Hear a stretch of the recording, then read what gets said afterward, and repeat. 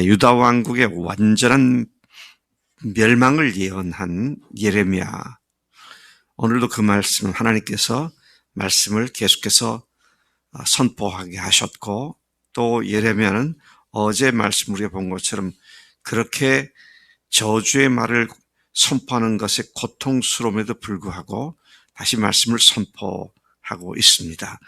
오늘 말씀은 이미 선포하신 그 멸망이 시시각각으로 다가오는 상태에서 하나님께서는 끝까지 유다 왕이 하나님께로 돌아와 그와 그의 나라가 살 길을 택하라고 권면하십니다. 참 놀라운 하나님이세요. 22장까지 와 있는데 1장부터 시작해서 계속 멸망당한다. 너희들이 원수들에게 잡혀간다. 왕정은 끝장난다. 너희들은 예루살렘은 완전히 초토화가 되고 다 불태워지고 무너지고 이것이 들짐승들의 거처가 될 것이고 그 짐승들의 똥밭 오줌밭이 될 것이다. 그런 무서운 멸망의 예언을 하신 상태에서 지금 여기 보니까 오늘 진짜 살 길을 다시 말씀하신다고요. 그래서 예레미야 3장 22, 23절에 여호와의 자비와 긍휼이 무궁하심으로 우리가 진멸되지 아니함이니이다. 이것이 아침마다 새로우니 주의 성실이 크도소이다. 하나님께서 끊임없이 사랑을 베푸시고 우리에게 다시 살 길을 제시해 주시는 그 하나님의 은혜를 감사하면서 예레미야가 그런 고백을 했던 것을 보게 되는데, 어제까지 말씀하던 봐도요 끝장났잖아요. 더 이상 살 소망이 없습니다. 그런데 또 오늘 아침 보니까 너희들이 이렇게 하면 멸망당하지 않고 산다. 이 성문으로 고관 대작들이 말을 타고 들어오고 백성들이 다 이 문으로 드나들면서 바르게 안전하게 살게 될 것이다. 그런데 그렇지 않으면 너희들은 멸망당한다. 자, 이런 말씀으로 다시 이들을 이렇게 세우시는 하나님의 성실하심, 끊임없는 사랑의 연속을 보면서 하나님의 무한하신 사랑을 다시 생각하게 되는 말씀인 것이죠. 1절 말씀 보면 하나님께서 예레미야에게 말씀하십니다. 너는 유다 왕의 집에 내려가서 거기에서 다음의 말을 선언하라. 유다 왕의 집에 내려가서 무슨 말입니까? 유다 왕은 다윗의 후손들로 이루어진 메시아 왕국의 대통을 이어가는 그런 왕들이죠. 그 왕가에 가서, 그 왕에게 가서 그런 말씀인 것이죠. 자, 뭐라고 말씀하라고 하시냐? 2절, 다윗의 왕에 앉은 유다 왕이여. 자, 이 표현은 유다 왕국의 마지막 왕인 시드기야를 지금 말씀하고 있는 거죠. 그 상황 속에서는 시드기야를 지칭하고 있습니다. 너와 내 신하와 이 문들로 들어온 내 백성, 이건 뭡니까? 왕, 신하, 백성, 이건 유다 왕국 전체를 말하는 거죠. 너희 나라가 말씀을 들어라. 그러면서 뭐라고 말씀하시냐면 3절이 소망이 있는 말씀을 하십니다. 여호와께서 이와 같이 말씀하시되 너희가 정의와 공의를 행하며 탈취당한 자를 압박하는 자의 손에서 건지고 이방인과 고아와 과부를 압제하거나 학대하지 말며 이것에서 무죄한 피를 흘리지 말라. 그래서 많이 들어본 얘기죠. 구약 전체를 통해서 하나님께서 계속 하나님의 백성들의 이스라엘에게 말씀하신 것이 바로 여기에 한 구절에 다 나와 있습니다. 정의, 공의, 또 탈취당한 자를 압박하는 데서부터 건지고 이방인, 고아, 과부, 하나가 빠진 것 같으면 나그네. 이게 하나님의 정의와 공의가 구체적으로 누구에게 어떻게 표현되어질 것인가.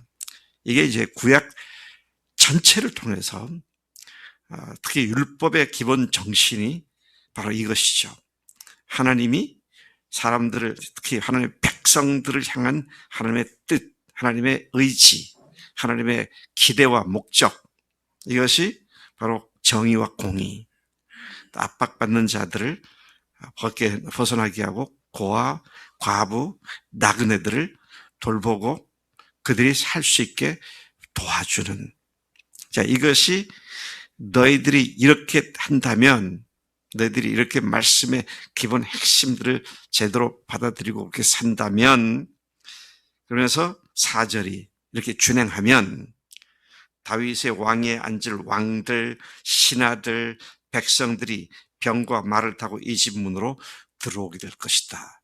이 집 문으로 드나들게 될 것이다. 너희들의 출입이 계속 이어질 것이다. 그런 말씀을 하고 있습니다.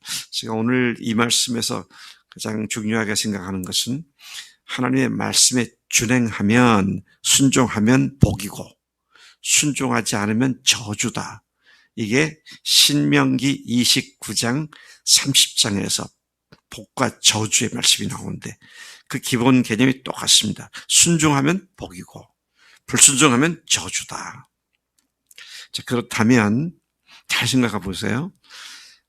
이 사람들이 택함 받은 이스라엘이잖아요.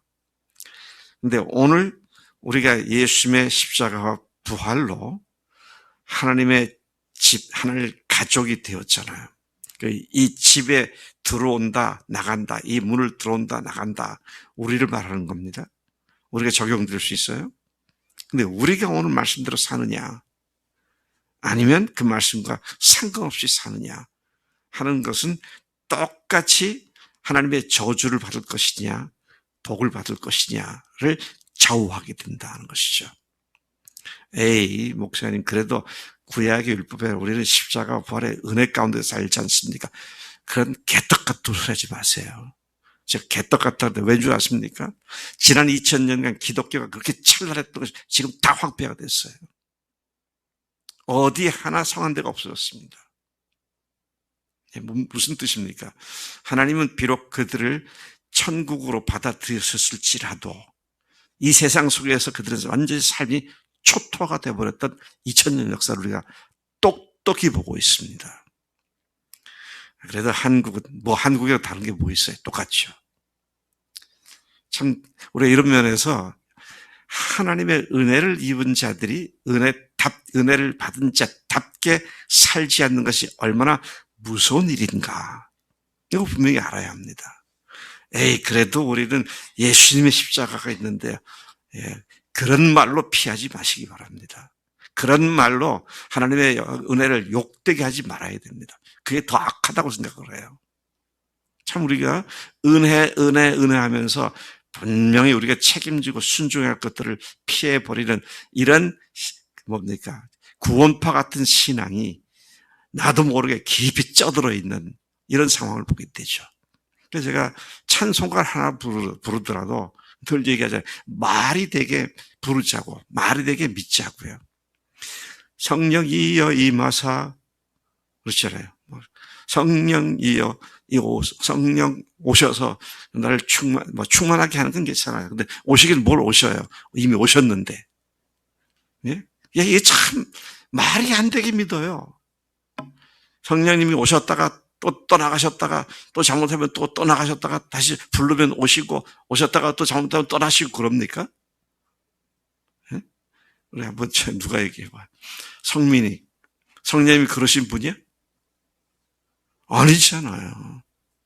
그럼 빨리 내가 성령으로 충만하지 못하면 내 안에 계신 성령님, 제가 성령님을 근심시켜드려서 정말 죄송합니다.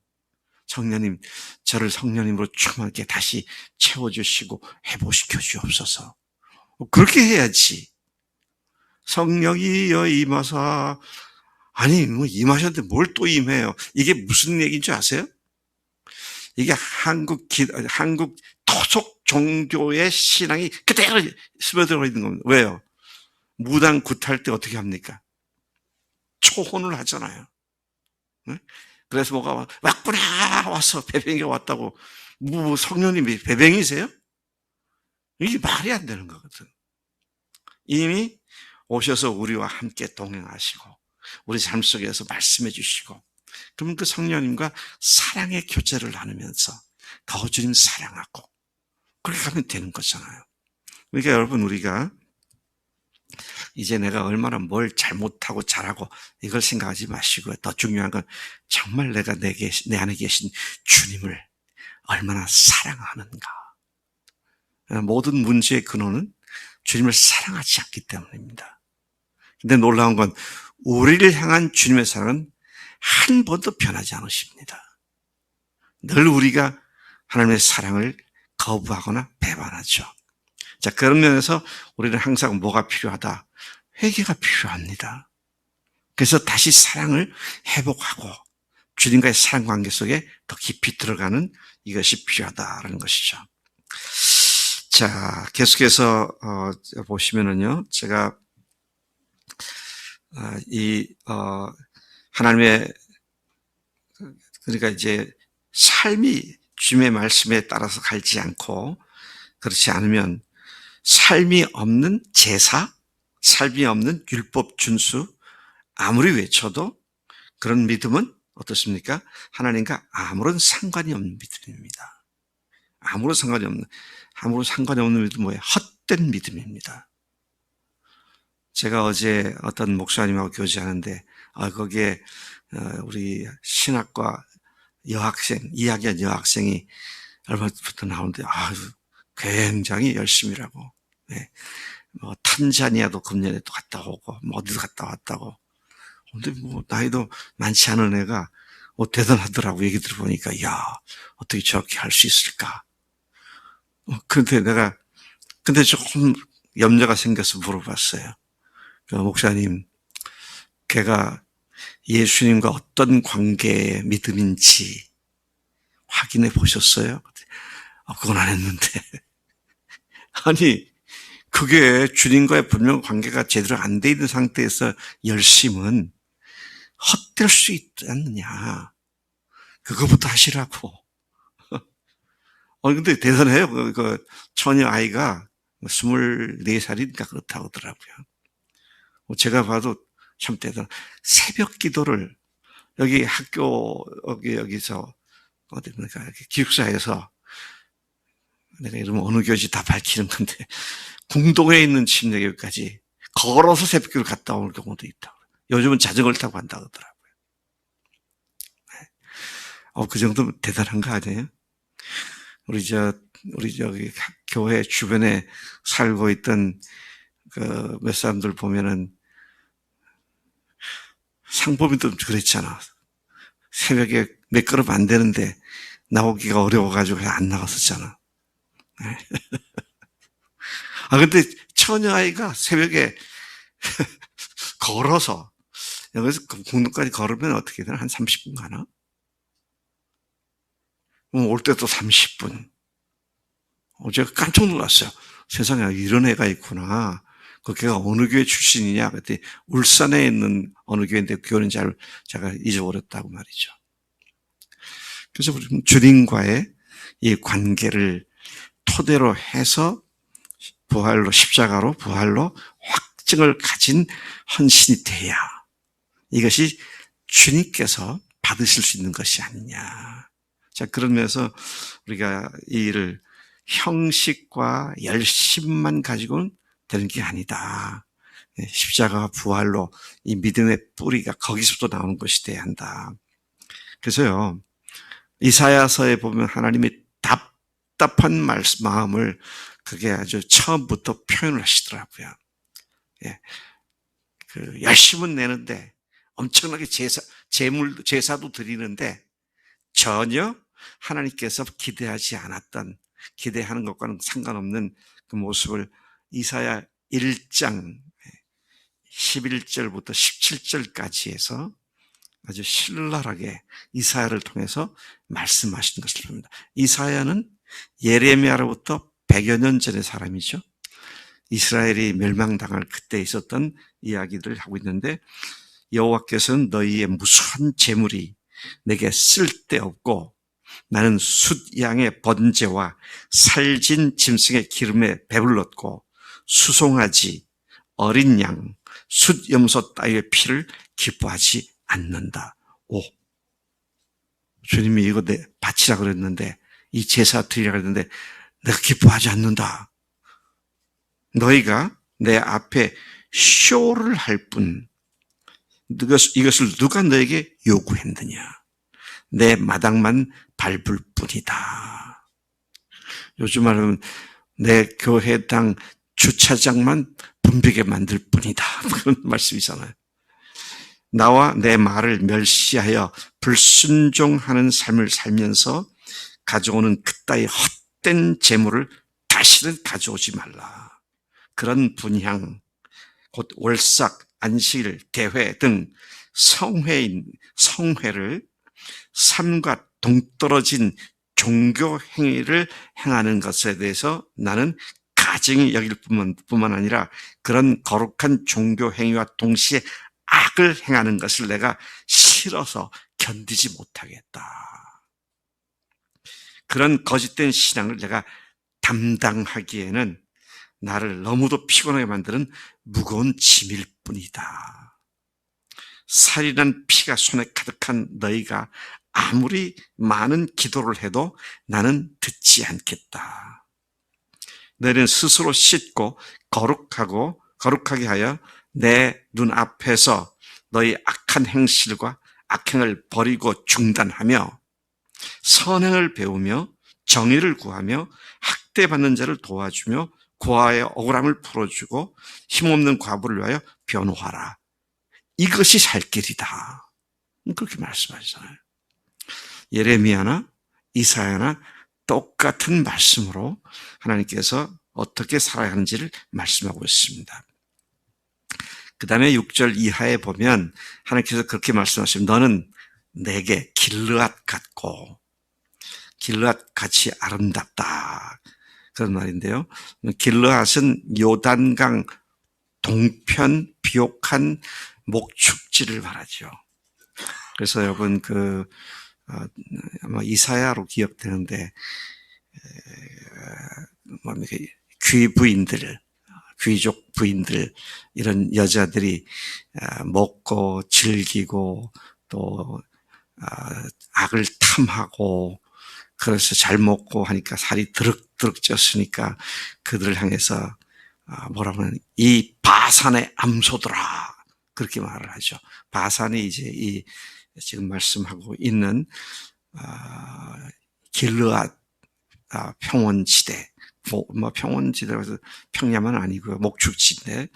자, 내가 너희들을 그렇게 내가 길르앗 같이 여기고 레바논의 머리같이 여기는데, 레바논 하면 즉각적으로 떠오르는 것이 백향목 우거진 삼림을 얘기하잖아요.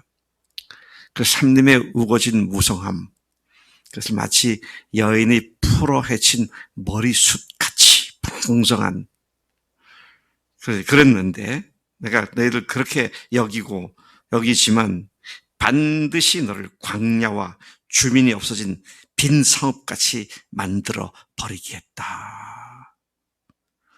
참, 내가 너를 멸망시킬 자를 준비하겠는데 그들이 백향목같이 아름다운 너를 무기로 찍어 불에 던질 것이고, 그런 너 예루살렘을 보며 지나가는 여러 민족들이 아하, 여호와가 어찌 이들을 이렇게 행하셨는가 그렇게 묻고, 또 그들이 답할 것은 자기 하나님 여호와의 언약을 버리고 다른 신들에게 절하고 그를 섬겼기 때문이다. 그렇게 그들이 묻고 답할 것이다. 그런 예고를 하시죠. 우리는 예수님과 함께 죽은 자인 줄로 믿습니다. 그분과 함께 그분을 주님으로 모신 자들이죠. 이제 그분의 영광을 위해 다시 살아난 자들입니다.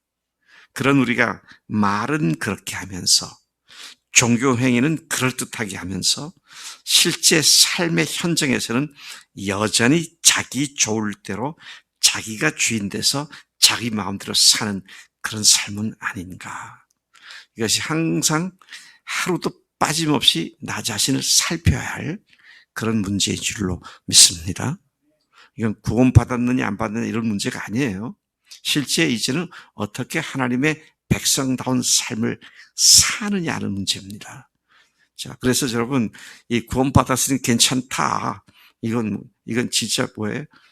예? 무슨 신앙이에요? 구원파 신앙이에요. 구원파 신앙이에요. 정말 더 정신 차리고 주님께 순종하는 그런 삶이 돼야 마땅한 줄로 믿습니다. 하나님 아버지, 아침에 저희들에게 멸망을 코앞에 둔 남왕조 유다의 멸망을 예고하면서 하나님, 그들이 완전히 나라 자체가 지상에서 없어질 것을 그렇게 예고하셨는데, 그래도 다시 살 길이 뭔지를 다시 그들에게 말씀하시는 주님의 그 무한하신 사랑을 인하여 감사를 드립니다. 하나님, 그러나 역사 속에 그들은 순종하지 않았고 그렇게 망했는데, 오늘 우리 그리스도인들이 주님의 어마어마한 은혜를 받은 자들로서 다윗의 위를 이어받은 실질적인 실체로서 우리가 하나님 주님 앞에 순종하는 삶, 공의와 정의와 어려운 사람들을 잘 돌보고 섬기는 이런 삶이 우리의 기본 삶이 되도록 우리를 오늘도 권면하시고 인도하시니 감사합니다. 하나님, 우리가 이 말씀대로 회개에 합당한 삶을 살아 하나님의 마음을 시원케 해드리고 하나님을 진정으로 기쁘시게 해드리는 주님의 기쁨이 되도록 역사해 주실 줄로 믿습니다. 의지하고 감사드리며 예수님의 이름으로 기도로 삼나이다. 아멘.